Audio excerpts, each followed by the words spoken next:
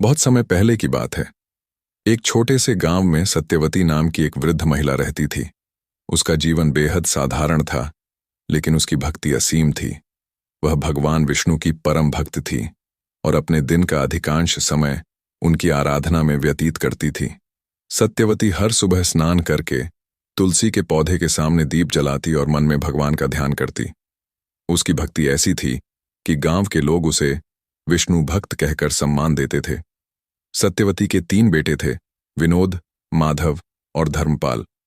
समय के साथ तीनों बेटों की शादी ऊंचे घरानों की कन्याओं से हो गई। विनोद की पत्नी सुरेखा, माधव की पत्नी शशि और धर्मपाल की पत्नी चंद्रिका थीं।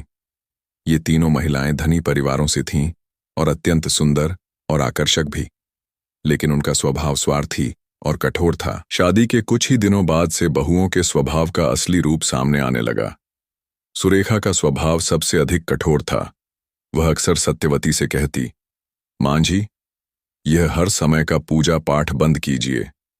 हम इस घर में सुख शांति चाहते हैं, लेकिन आप तो हर वक्त भगवान में ही खोई रहती हैं। घर का ध्यान रखने वाला कोई नहीं है। सत्यवती ने विनम्रता से उत्तर दिया, बेटी, भगवान विष्णु ही मेरे जीवन का आधार हैं। उनकी कृपा से ही सब कुछ संभव है। मैं जितना समय पूजा में बिताती हूं, उतना आनंद और शांति मुझे कहीं और नहीं मिलती। सुरेखा ने हंसते हुए कहा, मां जी, ये सब बातें पुराने जमाने की हैं। आजकल जीवन में आगे बढ़ने के लिए इन चीजों को त्यागना पड़ता है। उधर शशि, जो सबसे अधिक अभिमानी थी, सत्यवती की गरीबी का मजाक उड़ाते हुए कहती, मां जी, हमारे घर में तो हर चीज की भरमार थी। यहां आकर लगता है जैसे किसी गरीब घर में आ गई हूं। ये कैसी जिंदगी है। चंद्रिका, जो चतुर और मक्कार थी, ने कहा, मां जी, आप अब थोड़ा आराम कर लिया कीजिए। समय आ गया है कि हम घर का भार अपने हाथों में ले लें। आप बस पूजा पाठ करती रहिए, बाकी सब कुछ हम संभाल लेंगे। सत्यवती ने अपनी बहुओं की बातें सुनी, लेकिन कभी किसी का विरोध नहीं किया। वह जानती थी कि संसार की बातें क्षणिक हैं और उसकी असली शक्ति उसकी भक्ति में है। वह चुपचाप भगवान विष्णु की पूजा में लगी रहती, लेकिन बहुओं का असंतोष धीरे धीरे बढ़ता गया। एक दिन तीनों बहुओं ने मिलकर आपस में चर्चा की। सुरेखा ने सबसे पहले अपनी नाराजगी व्यक्त की। अब और सहन नहीं होता। हम क्यों इस तरह गरीबी में घुट घुट कर जिएं? हमें अपने पतियों से अलग होने की बात करनी होगी। सुरेखा ने कहा, मांझी को अलग कर देना ही सबसे अच्छा उपाय है। शशि ने सिर हिलाते हुए सहमति जताई। हाँ दीदी, तुम्हारी बात बिल्कुल सही है। हमें मांझी से अलग रहना चाहिए, तभी हम अपने जीवन का आनंद ले सकते हैं।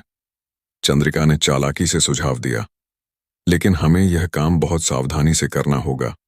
हमें अपने पतियों को इस तरह मनाना होगा कि वे खुद ही मांझी से अलग होने का निर्णय लें।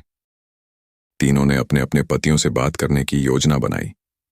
उस रात जब विनोद, माधव और धर्मपाल घर लौटे, तो उनकी पत्नियां रोने लगीं और अपने दुखड़े सुनाने लगीं। सुरेखा ने विनोद से कहा, देखो विनोद, मैं इस घर में अब और नहीं रह सकती।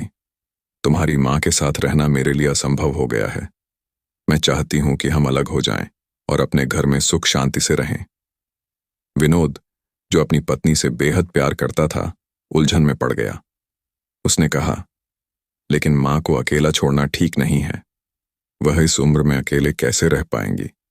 इधर शशि ने माधव से कहा, तुम्हारी मां ने तो हमारा जीवन नर्क बना दिया है। अगर तुमने फैसला नहीं लिया तो मैं तुम्हें छोड़कर चली जाऊंगी। माधव भी अपनी पत्नी की बातों से परेशान हो गया। उसने सोचा, मां को अकेला छोड़ना गलत होगा, लेकिन पत्नी के बिना मैं कैसे रहूंगा। उधर चंद्रिका ने धर्मपाल से कहा, तुम्हें अपनी मां के प्रति इतनी जिम्मेदारी निभाने की जरूरत नहीं है। हम अलग होकर भी उन्हें देख सकते हैं, लेकिन एक साथ रहने से हम सब दुखी रहेंगे। धर्मपाल, जो हमेशा अपनी पत्नी की बात मानता था, ने इसे सही समझा। तीनों भाइयों ने मिलकर अपनी मां के पास जाकर अपनी बात रखी।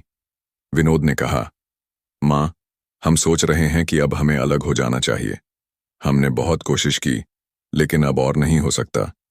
हम तुम्हारे लिए एक छोटा सा हिस्सा छोड़ देंगे, जिसमें तुम अपनी पूजा पाठ कर सको। सत्यवती ने अपने बेटों की बातें सुनी और उसका दिल टूट गया। उसकी आंखों में आंसू आ गए, लेकिन उसने अपने दुख को छिपाते हुए कहा, बेटा, अगर यही तुम्हारी इच्छा है तो मैं इसे स्वीकार करती हूं।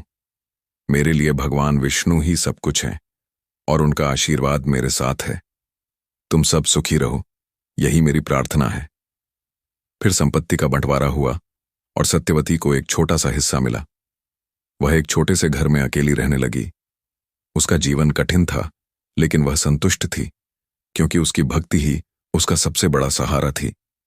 वह हर दिन तुलसी की पूजा करती, अपने छोटे से घर में भगवान का ध्यान लगाती और यही सोचती कि उसके बेटे सुखी रहें। इस बीच भगवान श्री कृष्ण सत्यवती की असीम भक्ति से प्रसन्न हुए और साधारण मनुष्य का रूप धारण करके उसके दरवाजे पर आए। उनके चेहरे पर करुणा की आभा थी और उनकी आंखों में दिव्यता की चमक। भगवान श्री कृष्ण ने सत्यवती से कहा, मां, मैं एक यात्री हूं, मुझे कुछ समय के लिए आश्रय चाहिए। क्या आप मुझे अपने घर में ठहरने की अनुमति देंगी? सत्यवती ने उनके चरण स्पर्श करते हुए कहा, आप तो स्वयं भगवान का रूप हैं, मेरे घर में आपका स्वागत है। भगवान श्री कृष्ण ने उसे एक बीज दिया और कहा, मां, यह बीज तुम्हें भूख से बचाएगा। जब भी भूख लगे इसे ग्रहण करना, तुम्हारा पेट भर जाएगा। सत्यवती ने भगवान को धन्यवाद दिया और वह बीज ग्रहण किया। उसकी भक्ति ने उसे संतोष और शांति दी, लेकिन दूसरी ओर उसकी बहुओं के मन में एक बार फिर से षड्यंत्र का बीज अंकुरित हुआ। सुरेखा ने कहा, यह कैसे संभव है कि मांझी अब भी इतनी तंदुरुस्त और खुशहाल हैं? जरूर कुछ गड़बड़ है, हमें इसका पता लगाना होगा। शशि ने कहा, हाँ दीदी, यह हमें जानना होगा कि आखिर मांझी को यह शक्ति कहां से मिली है।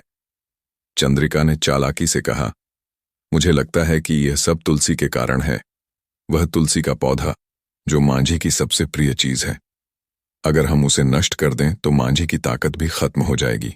तीनों बहुओं ने एक षड्यंत्र रचा। एक दिन जब सत्यवती अपने भगवान की पूजा के लिए बाहर गई हुई थी, तीनों बहुएं उसके घर में घुस गईं। सुरेखा ने घर के सामान को उठाकर नाली में फेंकना शुरू कर दिया। शशि ने कहा, देखो, अब इस घर में कुछ भी नहीं बचा। मांझी अब कैसे जीवित रहेंगी? चंद्रिका ने तुलसी के पौधे को उखाड़कर नाली में फेंक दिया और बोली, अब देखो, मांझी की शक्ति खत्म हो जाएगी। लेकिन जैसे ही उन्होंने तुलसी का पौधा नाली में फेंका, उसी क्षण उन पर महापाप का असर शुरू हो गया। उनके शरीर में अजीब सा बदलाव आने लगा और देखते ही देखते वे तीनों स्वर बन गईं। वे चिल्लाने लगीं, ये क्या हो गया? हम स्वर क्यों बन गईं? उनकी आवाजें अब घुरघुराने जैसी हो गई थीं और वे इंसानी शब्द बोलने में असमर्थ हो गईं। जब वे घर लौटीं तो उनके बच्चे भी उन्हें पहचान नहीं पाए। बच्चे डरकर अपने पिता से कहने लगे, पिताजी, यह सुअर हमारे घर में क्यों आए हैं? इन्हें बाहर निकालिए। पतियों को जब सच्चाई का पता चला तो वे घबरा गए। वे भागते हुए अपनी मां के पास पहुंचे और उसे माफी मांगने लगे। विनोद ने कहा, मां, हमने बहुत बड़ी गलती की है। हमारी पत्नियां अब सुअर बन गई हैं। कृपया हमें माफ कर दीजिए और हमारी सहायता कीजिए। सत्यवती ने अपनी बहुओं की दयनीय स्थिति देखी। उसकी आंखों में आंसू आ गए। उसने भगवान विष्णु से प्रार्थना की, हे प्रभु, मेरी बहुओं ने पाप किया है, लेकिन कृपा करके उन्हें माफ कर दीजिए। उन्हें फिर से मनुष्य बना दीजिए। उसी समय एक महान साधु वहां आए। उनकी उपस्थिति ने चारों ओर दिव्यता का आभास कराया।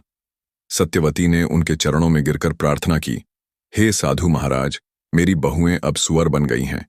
कृपया बताइए, मैं क्या कर सकती हूं? साधु महाराज ने गंभीर स्वर में कहा, मां, यह सब उनके पापों का फल है। उन्होंने पवित्र तुलसी का अपमान किया है, लेकिन अगर वे सच्चे मन से प्रायश्चित करें तो उनका उद्धार हो सकता है। सत्यवती ने विनम्रता से पूछा, हे महाराज, कृपया मुझे उपाय बताइए। मैं क्या कर सकती हूं जिससे मेरी बहुएं फिर से मनुष्य बन सकें? साधु महाराज ने कहा, तुम्हें भगवान विष्णु की पूजा करनी होगी और तुलसी के पत्ते के साथ प्रसाद बनाकर भगवान को भोग लगाना होगा। फिर तुम्हारी बहुएं उस प्रसाद को ग्रहण करें और तुलसी के पौधे को जल चढ़ाएं।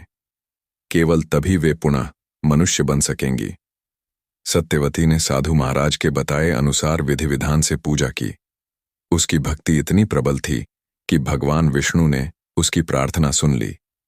सत्यवती ने विष्णु भगवान को तुलसी पत्र अर्पित कर भोग लगाया और फिर अपने बेटों और बहुओं को बुलाकर कहा, इस प्रसाद को ग्रहण करो और तुलसी के पौधे को जल चढ़ाओ।